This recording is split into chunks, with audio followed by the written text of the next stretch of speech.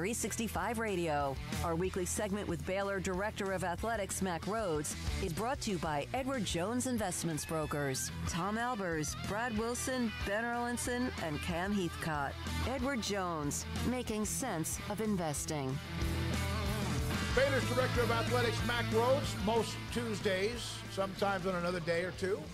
But he joins us again this week. We appreciate his time. Director of Athletics on Sic'Em 365 Radio and 365 Sports. Is it safe to say that doesn't mean there's not a lot of work in the background, Mac, when it comes to whatever the future is for anybody in college football? But have we hit kind of a time where it's calmed down, or is that me misreading the room? Yeah, I think it's a fair statement. I think obviously, now that football media days are over with certainly the Power Five, probably, because of that, less conversation. So, I'd describe it as maybe a little quiet, but that doesn't mean that the wheels aren't turning behind the curtain. And, again, I think we talked about it a little bit a week ago. There's some things, that probably need to fall in place when you think about, the Big Ten and, putting to bed their TV agreement. Everybody knows and understands that, Fox has that primary position, but there'll be opportunities for other linear partners and to see, who those are and then, where they land, with any, digital exclusive only partners. And, obviously there's been a lot of conversation about, the Pac-12 and ESPN and the 30-day window. And, I think we all assume that's closing here pretty quickly. So, those are two things that need to happen. And, those, however that plays out may create some additional conversation, discussion. But, I think everybody, I think every conference, every Power Five conference is still, at work and in conversations about exploration and adding value. And, are there any next steps, or are we good where we're at? Mac, we know the Big Ten has taken a couple of teams from the Pac-12. The Big 12 experienced that last year with Texas and Oklahoma to the SEC. But last Friday, when the Pac-12 had their one media day with George Kliavkoff, the commissioner, he seemed to take aim at the Big 12. Why was he not taking aim, in your opinion, at the conference that rated a couple of his teams? Yeah, I think that's a good question. I think if I had his mobile, I'd give you his number and ask you to text him. It's interesting. Look, it's hard to be in these positions, and I certainly have admiration and respect for Commissioner Kliavkoff. But quite frankly, I got some calls from people going, "Wow, it's a little bit odd, that he just lost two schools to the Big Ten, as you mentioned, and really not a whole lot of mention of that, and really, focused on the Big 12. So, but look, I get it and I understand. Commissioner Yormark was asked, and he talked about being open for business, and we've had this conversation, but certainly that wasn't just directed, relegated to conference expansion. It was to all kinds of different ideas and ways to add value for the Big 12. We've been aggressive in all of those areas, and we're going to continue to be. And we'll obviously see where everything lands. But I think the Big 12 has handled, we have handled our business in a very respectful way. there's some things that have been out in the media that have pertained to us and having specific meetings with Pac-12 teams. And, those aren't things that we intentionally put out there. Those are things that, quite frankly, have been misreported. And, that's not because of anything that we, the Big 12, have done. Mac, when you hear the Big Ten Conference Commissioner all of a sudden say 12-team playoffs, 16, I don't know, I'm open to everything, automatic qualifiers, I've softened my stance on that after you had some conferences ready to pull the trigger and expand the playoff a year ago, and that's gone. What was your initial reaction to hearing all that stuff? Yeah, I guess I'm glad that it's, starting to circle back and be, focus of attention, and that, now all of a sudden there seems to be a willing spirit to get into the room and figure this out. And it needs to be figured out. I think it's what's good for college football. I think, our student athletes would certainly be excited, whether that's a 12 or a 16 team. But yeah, those, we should be back at that table, so to speak, and having those conversations and finding a way to explore it. I know that just recently there's been some comments that maybe something could get done prior to 2026. And hey, this is fluid. As you all know, it changes every day. Maybe there's that possibility.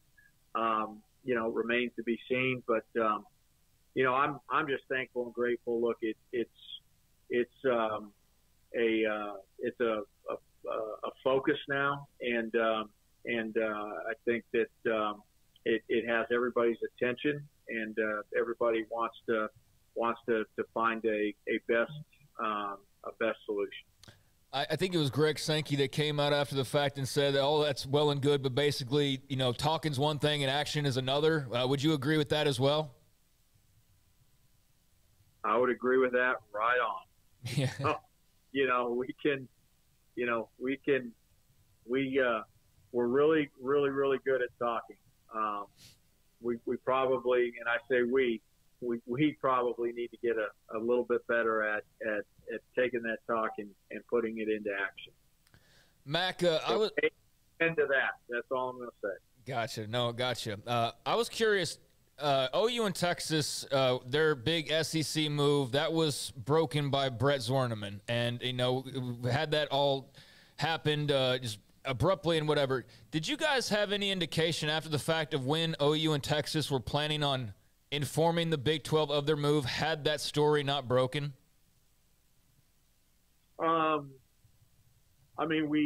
We were told after the fact by those two schools when they planned on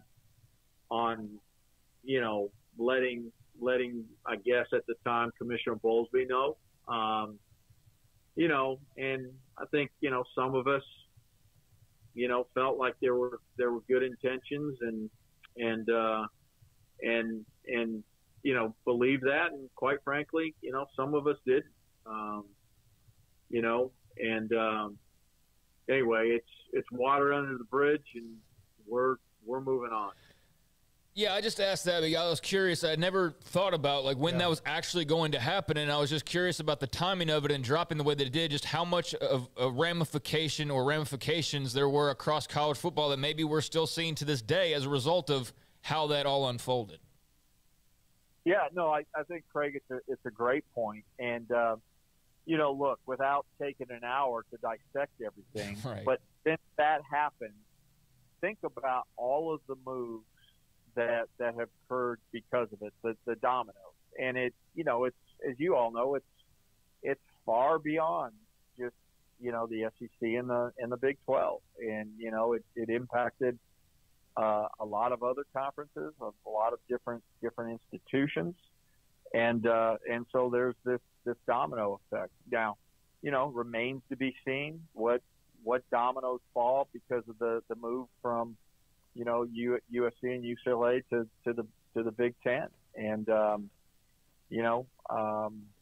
will there be additional dominoes to fall? And obviously that's what we're all, collectively waiting to see, and not sure. And look, would that have been a month later? Would it have been 2 months later that we would have, known, that would have been shared? We would have been informed, officially. I'm not sure, but here we are today, and I do think at some point in time, for the good of college athletics, we've got to get to a point and a place in time where we have some type of landing place, and so that we can maybe transition from cannibalizing ourselves and so to speak, and trying to find a way to have some unity and really think about and move forward in terms of what's best for college athletics. And I know the transformation committee is working on that, but you have to have willing participants. You have to have people and conferences that are collegial with one another. And I think it's been a difficult time, and people can say, well, it's just the nature of the business and and reality. And I don't disagree with any of that. And we're in the midst, quite frankly, again, Big 12 in the midst of looking how we fortify ourselves. But sometime here in the future, I'm hoping we get to a place where, all right, things are settled, and now we can all move forward, and here's what the next 5 to 10 years look like. Mac, one more thing about that. As far as Texas and OU, the grant of rights, of course, we know goes for another, 2 or 3 seasons. But without getting complicated and asking you to dig too deep, you hear about the grant of rights. You hear about exit fees. You hear about the 99-year agreement that everybody, has for this and that. So in the end, if Texas and Oklahoma were to leave a year or two before the end of the grant of rights, do you know how much that would be as far as how much they pay? Has that been discussed among meetings you have? Yeah, no, it's you can sit here and try to project and all of that, but that would be what I would term a negotiated settlement. Look, it's pretty clear in terms of the exit fees and what that number is, and then how do you navigate the grant of rights? What's that value? If you leave prior to its expiration, and so that would be part of the settlement if you agreed and were willing to have those discussions, conversations. Mack Rhoades, Director of Athletics at Baylor on 365 Sports. Mac, going back a couple of comments ago, you mentioned about finding a landing spot for everything, or a place where you can kind of look forward and stop cannibalizing each other. Would it be productive for the conferences to get together and, at least, especially for college football, everybody kind of state what they believe their end game to be for making this better? Because right now it appears that nobody really knows what that is, and if you do, if you're a Kevin Warner, Greg Sankey, nobody's really saying it out loud as what they want this to end up being when the end of all this reshuffling is over. Yeah, I do, and and I hope and look, and I maybe I'm naive, but at some point in time, the five can certainly have that discussion, have that conversation. A lot of it is or could depend upon the structure of football and what that looks like here in the future. Does it remain under the NCAA but separate, so to speak, and separate governance and maybe separate rules when we think about benefits for student athletes and and recruiting and all of that, versus does it move outside of the NCAA? So I think all of that, certainly could play a part. And look, those are conversations that are obviously happening right now.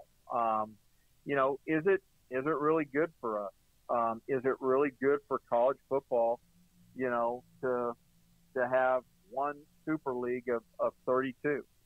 And you guys probably know better than me. You answer that question. I mean, I look at it and say, hey, college football is a huge part of the American fabric, and Saturdays are special in this country because of college football. And now all of a sudden you go from a lot of games mattering to maybe 16 mattering. I don't know, but that's the conversation that that I think we're having, but we probably need to go deeper and really think about the leaders in this space really think about what do we want this thing to look like in the next 10 to 20 years, and where's the tipping point in regards to self-preservation versus what's good for everyone. And I think we're gonna, I think we're on that journey, and we're gonna have to find that tipping point sooner rather than later. I brought that up to you in a way, kind of. In fact, maybe it was a couple of 3 weeks ago. It wouldn't have been that because you were out for a little bit, but about you ever thinking that there's no way that Baylor or teams that are right now a part of the Big 12 not being able to compete for the ultimate highest level national championship? Is that do you lose sleep over that? I don't, because a couple things, right? You control what you can control, and the one thing I can't control is Baylor athletics and how we do and how well we're doing and how we navigate all of this. Now, I'm grateful. I think, because of Baylor that we have a platform. I have a platform to maybe, potentially influence and speak into some things, but it's again, you're always cautious about being naive and making sure you're never surprised, caught off guard. But I do have a hard time, envisioning, a world where, Baylor's not able to compete at the highest level for the, for championships. And look, I think it would be a shame if Baylor and some other institutions weren't granted that opportunity. And it was all because of, long ago geographically you weren't, or you weren't assigned to the right conference. So anyway, again, going back to the super conference, it's hard for me to believe that we're going to go there. All right. Last week, Mack Rhoades with us for the first time in a while after being out a couple of weeks because of so much going on with the conference. Joins us again on Sic'Em 365 Radio. Last week, the announcement was Startup Waco and what they were doing, and we had a guest in town. The CEO joined us as well. And there's been kind of like, wait, what is Baylor waiting on, or what's Baylor doing? That was the first thing that came out, and it doesn't mean that you haven't been. And now I know tomorrow we have Sam Weber on from Open Doors, and I'm not sure exactly how much you could discuss with that. But is this the sign of you guys no longer just waiting, but now it's simmering and about to bubble? Yeah, I guess there's been this perception. You all obviously have brought it up that we've been waiting. I don't think we've been waiting at all. I think we've been active internally, meaning exploring different ways to do this. And we're always looking at short term and long term, and I think we've been successful because we haven't, maybe navigated, certain things exactly like everybody else. And, we're very protective of our core values and the way we do business. And, we want our actions to align with our words. And, particularly when we're, in the leadership business and we're leading young people, and we want them to see it and understand that we're genuine. And so, this is a next step for us. There'll be another step as we begin to think about even the long game. But this right now, I think, is a great next step when we think about open doors in the marketplace, and we think about startup Waco and the GXG exchange. And again, we're going to be true to our core values, and we're going to be true to we want our student athletes in this space, but this isn't just a handout. This isn't just here's X amount of dollars and now go on, right? This is teaching our young people about the value of their name, image, and likeness, and about actually out there doing something, making a contribution to our Waco community in return for whatever they're compensated. And so I think it's a great concept, and I know that we're excited about both of those next steps, and there'll be more. I think I was quoted as saying that we'll continue to explore opportunities and continue to do more, and we are, and we will. And again, I think we're in a good place recruiting wise. We had a young man tweet something out last night, and that was a young man that was being recruited by probably some of the biggest names in college football. And so again, we're in a good place with our program. We're in a good place with our student athletes. Our coaches are in a good place, and we'll continue to grow and explore in the name, image, and likeness area. Today, Jovan announced some new changes, promotions, etc., additions. David Kay has been doing football and basketball, men's basketball at the same time, which is an incredibly enormous challenge, and he's done it just almost as flawlessly as possible. I know he's got a promotion. Brent Ingram's coming in from UT San Antonio. Your thoughts about what David Kay meant to the program since you arrived and what he's done? Yeah, I wish he'd work a little bit. He's phenomenal. David, I love him, and I'll say this. It's hard. It's hard when you sit in this seat, and it's hard to be connected with everybody. And as much as I try, and I'm intentional with that, it still has its challenges. And obviously with COVID and everything we've dealt with here at Baylor in the last 5.5 years. But here's one thing that I'll tell you that I'll always be grateful for a lot of different reasons, but time in the bubble. And that time in the bubble was a great opportunity, obviously, with our student athletes, but it was also a great opportunity to be in that bubble with staff. And one of those staff members is David Kay, and to be able to spend some time with them that maybe I wouldn't have otherwise had the opportunity, that will be a really, really fond memory. And David has not been given anything. He's earned it.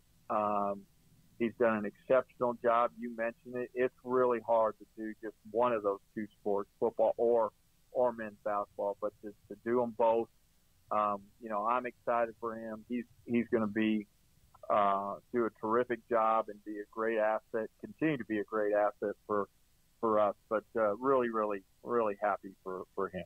Mack, one more thing, and we all appreciate your time. There was such this instant gratification after the news of USC, UCLA, and all the back and forth, as you mentioned, media days, and it was like, okay, what's next? And now, as I mentioned to start, at calm waters, it looks like things are at least quiet for now.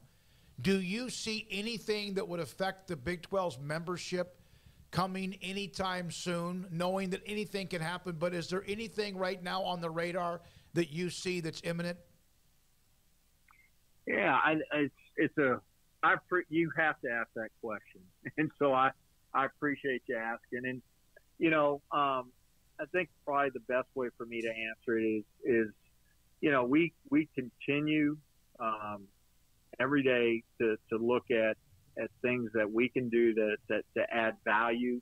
Obviously, we go directly and think about adding members as one of those avenues, and it is. And we're going to continue to explore, and so a timeline. I don't know that we have one. Stuff could happen. Certainly, prior to the start of football season. I think when football season starts, it's harder to navigate all of this, right? Just because of the attention and the start of a new academic year. So, nothing imminent, but we're continuing to look and to evaluate. Brett's first day, really officially in the office was this Monday, and so he's got a bunch going on. So, hey, before we sign off, you mentioned Brent Ingram, and we're blessed that he's coming to us, and now we'll certainly lead football. But he's done a great job at UTSA, and we're looking forward to him joining our family as well. Thank you, Mack. Appreciate it as always. Mack Rhoades, Baylor's Director of Athletics, Tuesdays with us on Sic'Em 365 Radio, 365 Sports. We will have Craig